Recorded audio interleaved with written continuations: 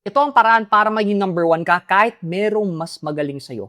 Alam mo, years ago, Coca-Cola and meron tinatawag ng Cola blind test, no? Kung saan a person is blindfolded and he did a blind test for Coca-Cola and Pepsi. Kumbaga, the goal is i-determine niya ano dito yung Pepsi, ano dito yung Coca-Cola. Okay?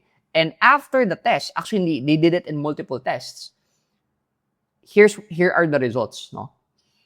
They think, okay, the blue one, okay, the blue is Coke. And then this one is Pepsi. Blindfolded po to. Sabi niya, okay, ito yung Coke, ito yung Pepsi. And tinanong sila bakit. Bakit para sa'yo, ito yung Coke and then ito yung Pepsi? Kasi daw, mas masarap daw to. So when they open the blindfold, is na-shock sila kasi akala nila, Coke talaga to, kasi daw, mas masarap daw to. And in fact, Pepsi run that as an ad campaign, okay, to get more sales. Pero the lesson that I want to share here that you can apply to your own business is, it's not about who is the best, it's about who is known to be the best.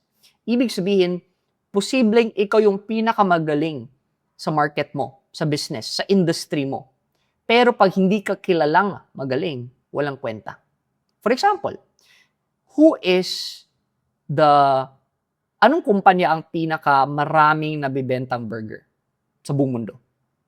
Most likely, it's McDonald's. Okay? They sell millions of burgers a day. Pero here's my question. Sila yung pinakamasarap na burger sa buong mundo? Most likely not. But because sila yung pinakasikat, that's the reason why sila yung pinakamaraming nabibenta.